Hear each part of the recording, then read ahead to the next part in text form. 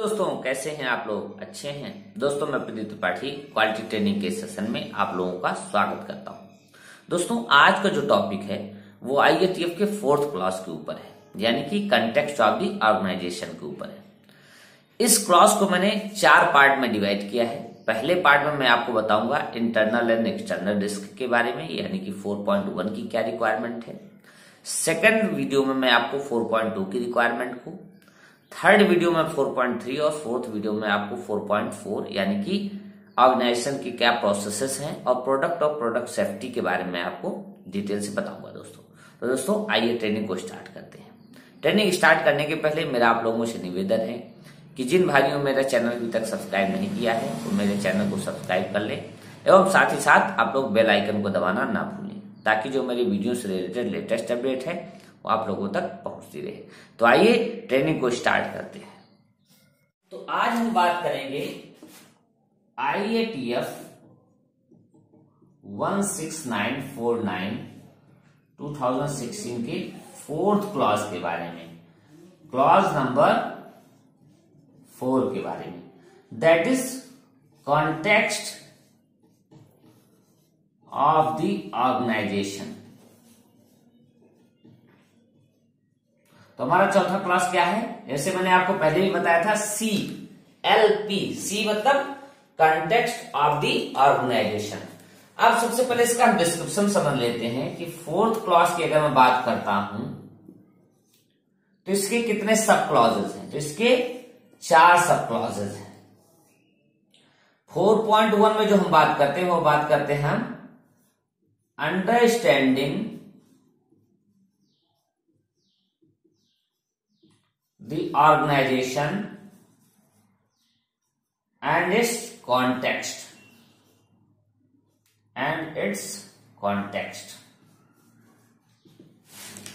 अगर हम 4.2 की बात करते हैं तो हम बात करते हैं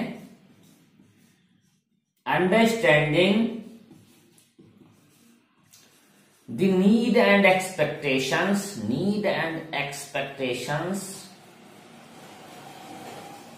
of interested parties,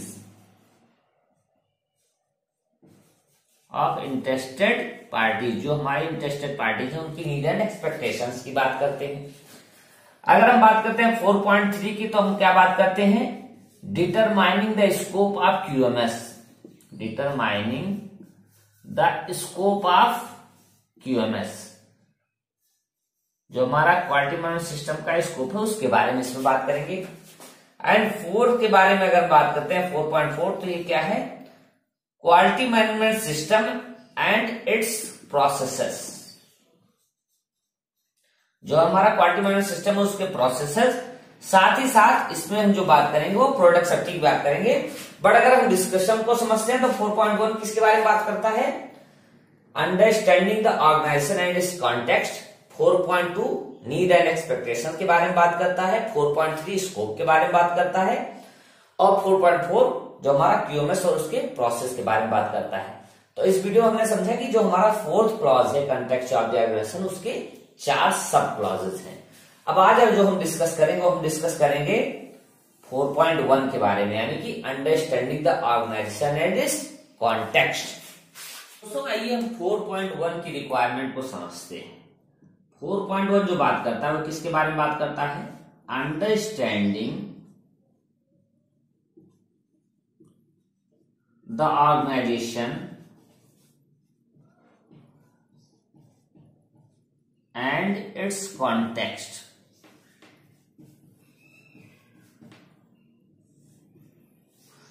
तो जो 4.1 सब क्लॉजेस है अंडरस्टैंडिंग द ऑर्गेनाइजेशन कॉन्टेक्स्ट, उसके बारे में जो IATF बात करता है वो बात करता है the organisation shall determine the internal and external issues that are relevant to its purpose and strategic direction. एक वर्ड यूज हुआ है strategic direction. Strategic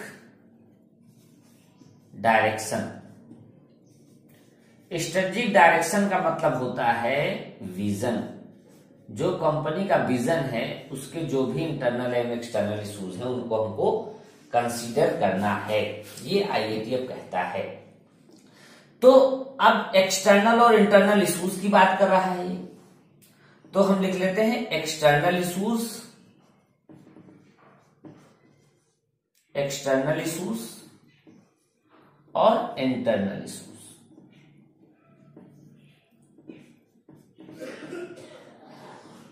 internal issues, अगर मैं एक्सटर्नल इश्यू की बात करते हैं तो हम किसकी बात करते हैं? पेस्टल की बात करते हैं, PESTLE।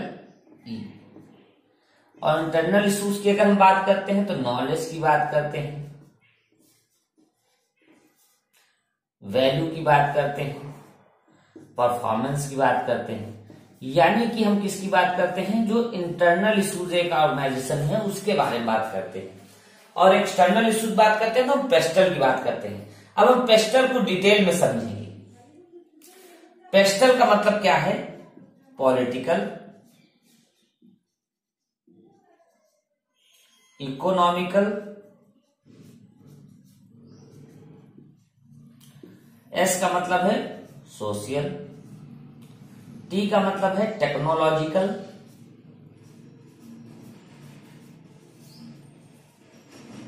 एल का मतलब है लीगल एंड ई का मतलब है इन्वायरमेंटल। जब भी हम एक्सटर्नल इशू की बात करते हैं तो हम पेस्टल एनालिसिस की बात करते हैं। यानी कि हमारे पॉलिटिकल क्या इश्यूज हो सकते हैं, इकोनॉमिकल क्या इश्यूज हो सकते हैं, सोशल, टेक्नोलॉजिकल, लीगल और एनवायरमेंटल क्या इश्यूज हो सकते हैं। तो आइए हम पेस्टल को डिटेल से समझते हैं दोस्तों। PESTLE,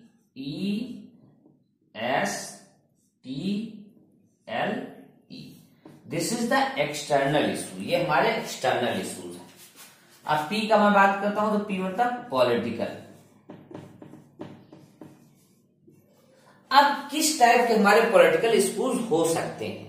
what is the political situation of the country. हम जब भी पॉलिटिकल इश्यूज की बात करते हैं इसका मतलब कि हमारे देश की जो पॉलिटिक्स चल रही है वो कैसी है, उसका इंडस्ट्री पे क्या इंपैक्ट आएगा। What is the impact, what is the impact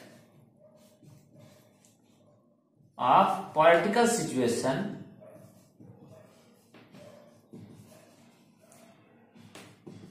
on our industry.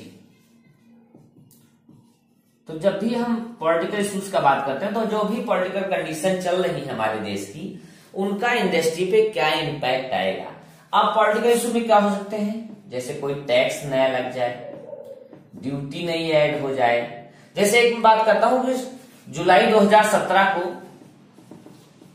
GST आया, जीएसटी हमारे देश में अप्लाई हुआ, तो जीएसटी से क्या इंपैक्ट आया इंडस्ट्री पे वो हम पॉलिटिकल इश्यूज के अंतर्गत कंसीडर करेंगे। यानी कि जो हमारे पॉलिटिकल इश्यूज होंगे उनको हम पॉलिटिकल के अंतर्गत कंसीडर करेंगे। अब दूसरा क्या है? इकोनॉमिकल।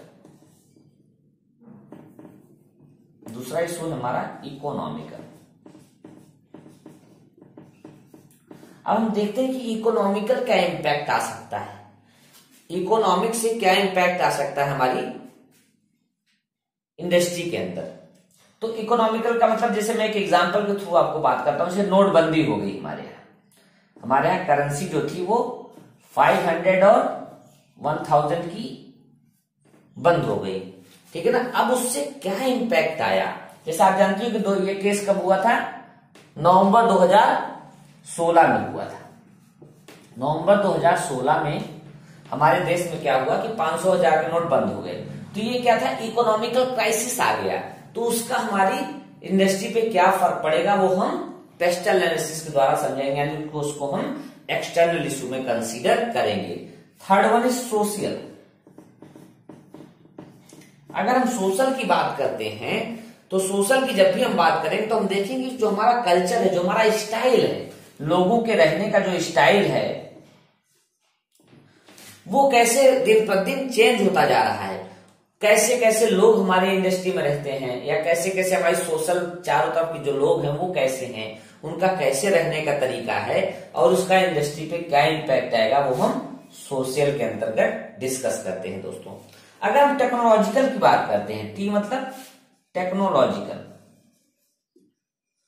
तो टेक्नोलॉजिकल इश्यूज क्या हो सकते हैं कि जैसे नोकिया था, नोकिया ने क्या किया, अपनी टेक्नोलॉजी में इंप्रूवमेंट नहीं किया, धीरे धीरे वो खत्म हो गया।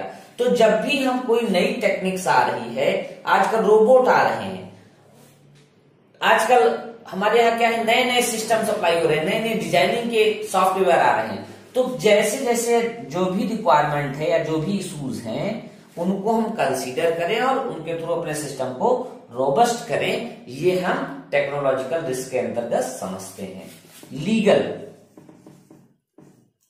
लीगल की मैं बात करता हूं तो गवर्नमेंट जो भी रूल्स एंड रेगुलेशंस बनाती है उनके तहत हमको काम करना होता है।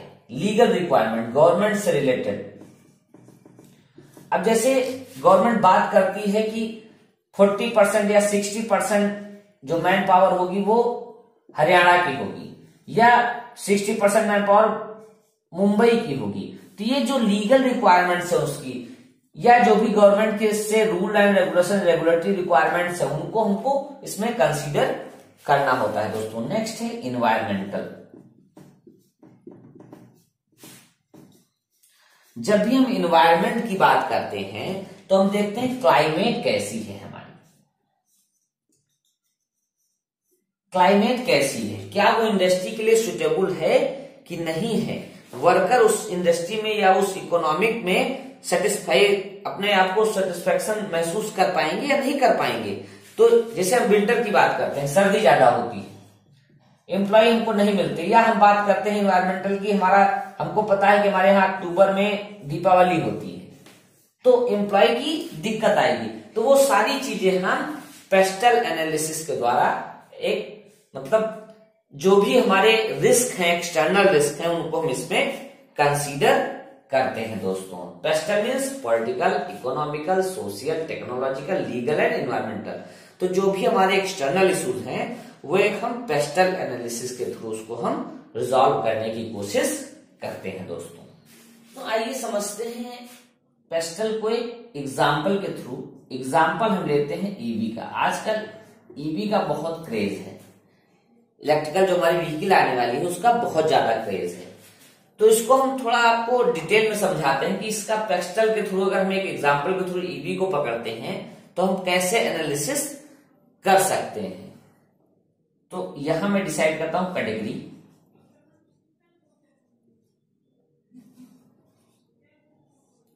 यहां मैं बात करता हूं पेस्टल की।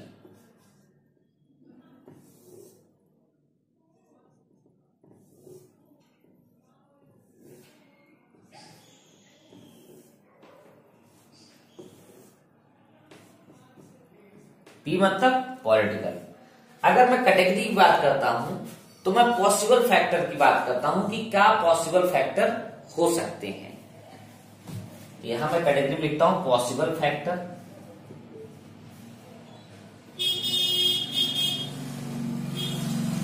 और दूसरी कैटेगरी में करता हूं इंपैक्ट ऑन बिजनेस या business impact.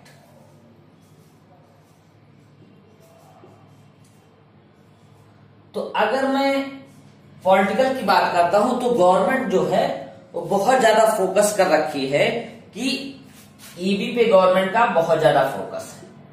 Government focus on EV, जो हमारी इलेक्ट्रिकल व्हीकल है उन पे गवर्नमेंट का बहुत ज्यादा फोकस है। तो इसका बिजनेस इंपैक्ट क्या है कि जो हमारी ईवी आएगी मार्केट में उसकी सेल जो है वो स्पीड अप रहेगी। यानी कि एग्जाम्पल हमने किसका लिया, इलेक्ट्रिकल व्हीकल का। अब उसके थ्रू हम पेस्टल एनालिसिस को समझने की कोशिश कर रहे हैं। पेस्टल मतलब political, economical, social, technological, legal and environmental.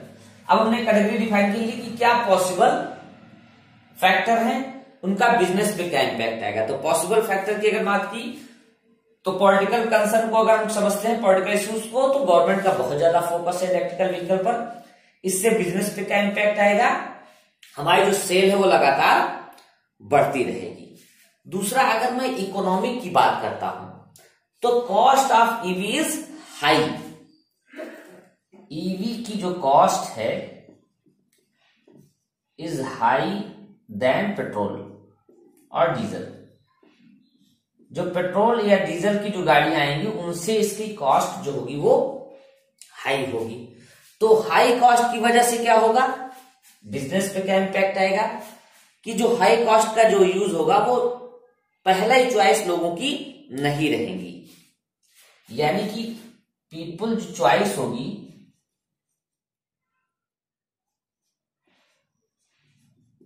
Will not first.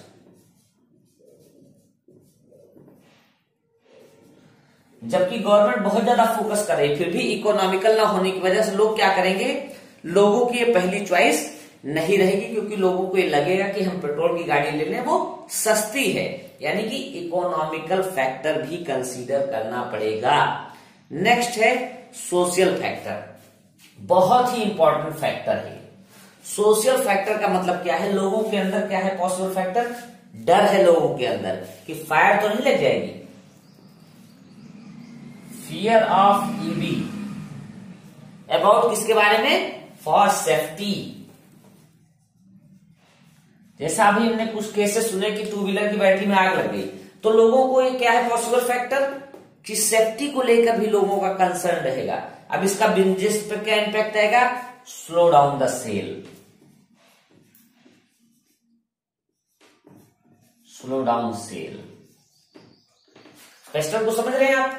Political government चाहती है कि ये बहुत अच्छी तरह बिके, इससे क्या होगा, बिजनेस पे क्या इंपैक्ट आएगा, इसकी सेल बढ़ जाएगी।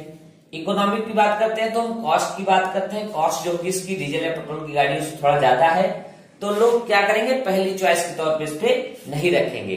ये सारे जो हम पेस्टल की बात कर रहे हैं वो हम एनालिसिस की बात कर रहे हैं कि जब भी हम जो हमारे मार्केट में या जो भी हमारे एक्सटर्नल इश्यूज उनको हम कंसीडर करेंगे 4.1 में।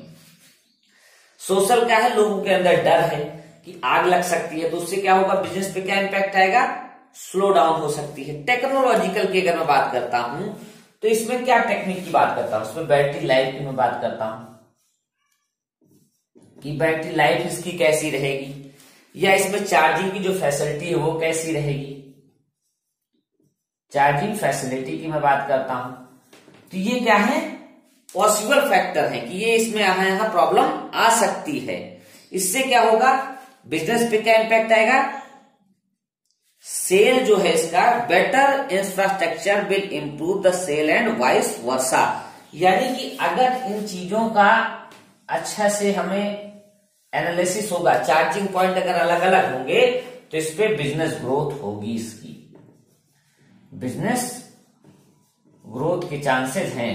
यानी कि हम बिजनेस का इंपैक्ट क्या होगा, बिजनेस ग्रोथ होगी जब इसको हम कंसीडर करेंगे तब।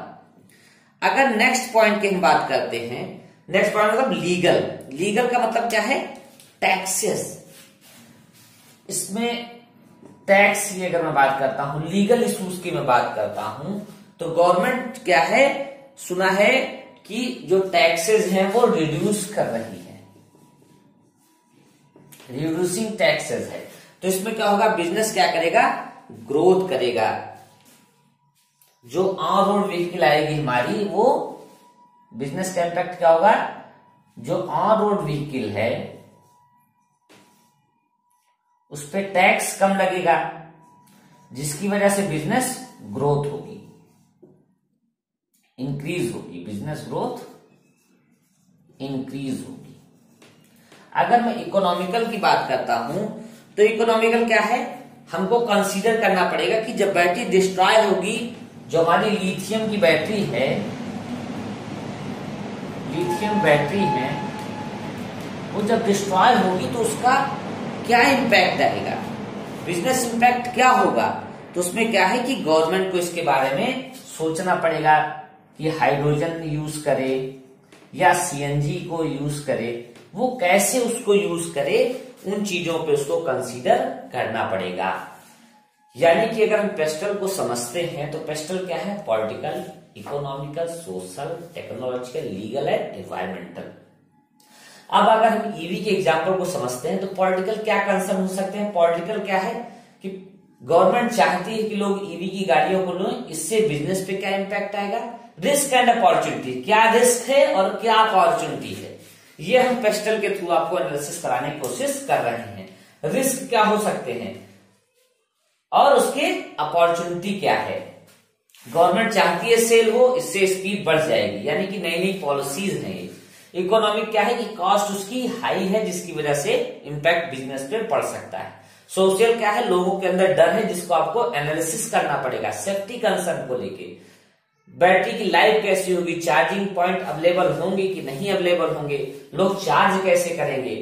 फिर लीगल क्या रिक्वायरमेंट्स है उसकी, वो सारी लीगल के तहत हम कंसीडर करेंगे। इकोनॉमिकल, जब बैटरी हमारी डिस्ट्रॉय होगी तो उसका इन्वायरमेंटल पे क्या इम्पैक्ट आएगा, ये सारा हमें एक एग्जाम्पल ईबी का पकड़ के आप हमने पूरा पेस्टल एनालिसिस को समझाने की कोशिश की है दोस्तों।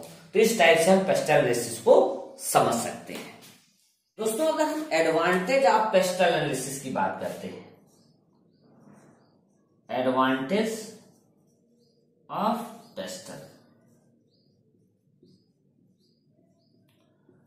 तो इससे हम ये कर क्यों रहे हैं, जो हमारे एक्सटर्नल स्टूडेंट को हम कंसीडर कर रहे हैं पेस्टल एनालिसिस के थ्रू हम कर रहे हैं, बट उसके एडवांटेज क्या होंगे।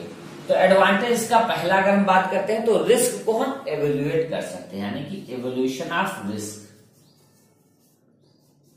जो भी हमारे रिस्क हैं एक्सटर्नल, उसका हम एवेल्यूशन कर सकते हैं। दूसरा क्या है, लॉन्ग टर्म इफेक्ट को हम कंसीडर कर सकते हैं, यानी कि डिटरमाइनिंग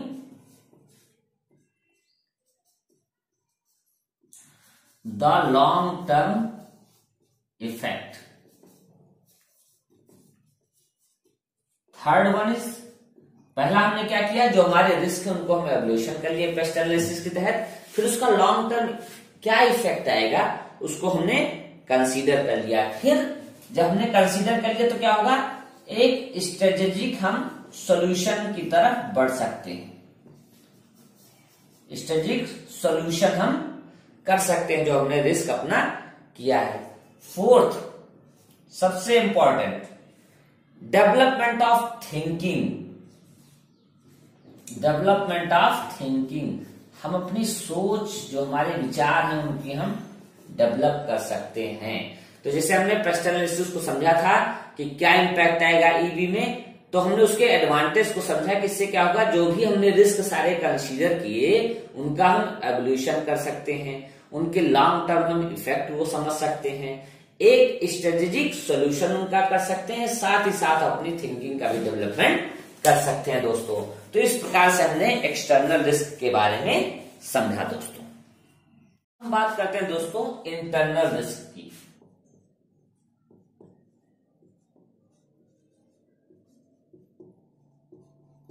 तो मैं अगर बात करता हूं इंटरनल रिस्क की, तो हर ऑर्गेनाइजेशन का अपना अलग अलग इंटरनल रिस्क होता है। तो इसको हम क्या करेंगे, डिपार्टमेंट वाइज कंसीडर करेंगे। जैसा मैंने आपको बताया था इंटरनल रिस्क क्या हो सकता है, नॉलेज का रिस्क हो सकता है, परफॉर्मेंस का हो सकता है, कल्चर का हो सकता है। तो ये हमारे क्या है, इंटरनल रिस्क है। अब इंटरनल रिस्क हर कंपनी के अपने अलग अलग हो सकते हैं, तो हमको कैसे उनको कंसीडर करना है, डिपार्टमेंट लिखना है और यहां क्या लिखना है, रिस्क लिखना है, इंटरनल रिस्क। और फिर उनका हम सॉल्यूशन उनको ढूंढेंगे दोस्तों। पहले हम डिपार्टमेंट और उसका रिस्क लिख लेते हैं। तो जैसे अगर मैं एचआर की बात करता हूं, एक कंपनी में एक फंक्शन है या डिपार्टमेंट है, इसको फंक्शन भी बोलते हैं। हर फंक्शन यानी कि एचआर है, मेंटेनेंस है, टूल रूम है। तो अगर मैं बात करता हूं कि डिपार्टमेंट एचआर हम कंसीडर करते हैं, इसमें हम कंसीडर करते हैं कि रिजेक्शन बहुत ज्यादा हो गया कंपनी में, रिजेक्शन इशू है। अब रिजेक्शन इशू को हम कंसीडर करेंगे, क्यों रिजेक्शन इशू है, rejection issue due to non competent person, non competent person. ठीक है, तो इशू क्या है हमारा, कॉम्पिटेंसी है, यानी कि बंदा जो था वो कॉम्पिटेंट नहीं था, इंटरनल इशू है। तो हमने इस पे कंसीडर किया और हमने इस पे हम आगे एक्शन लेंगे। तो पहले हमको क्या करना है, इंटरनल इशू, जैसा मैंने आपको बताया नॉलेज का इशू है, परफॉर्मेंस है, कल्चर है, तो जितने भी हमारे इंटरनल इशूज हैं उन सबको हम कंसीडर करेंगे, फिर उन पे हम एक्शन लेंगे। जैसे मैं एक और समझता हूं, एचआर डिपार्टमेंट को मैं कंसीडर करता हूं, low level of employ satisfaction, low level of employ satisfaction, employ satisfaction. तो यहां मैं बात जो करता हूं, किसकी बात करता हूं, कल्चर की मैं बात करता हूं कि एम्प्लॉय सेटिस्फैक्शन नहीं है, यानी कि हमने एक डिपार्टमेंट अपना पकड़ा या फंक्शन पकड़ा, एचआर के जो भी रिस्क थे वो हमने सारे कंसीडर किए। दोस्तों एक ऐसे में एक और एग्जांपल के थ्रू आपको समझाता हूं, मेंटेनेंस डिपार्टमेंट पकड़ता हूं। इंटरनल क्या है, प्रोडक्शन लॉस है, प्रोडक्शन लॉस है। क्यों लॉस है, क्योंकि उसका पीएम नहीं हुआ, ठीक है, पीएम नहीं हुआ, परफॉर्मेंस। तो इस टाइप से जो भी हमारे इंटरनल इश्यूज हैं उनको हम डिपार्टमेंट वाइज कंसीडर करेंगे और उन पे सब पे हम एक्शन लेंगे। दोस्तों आज के वीडियो में मैंने आपको जो हमारा फोर्थ क्लॉज है, कंटेक्स्ट ऑफ द ऑर्गेनाइजेशन, उसका जो 4.1 सब क्लॉज है, यानी कि understanding the organisation and its context, उसके बारे में मैंने आपको डिटेल में बताया, जिसमें मैंने आपको एक्सटर्नल इश्यूज और इंटरनल इशू के बारे में बताया। साथ ही साथ मैंने आपको एक एग्जाम्पल ईवी का लेके पेस्टल एनालिसिस को भी समझाया। तो दोस्तों आज की ट्रेनिंग आपको कैसी लगी, आप अपने कमेंट्स बॉक्स में लिखकर जरूर बताएं। थैंक यू दोस्तों।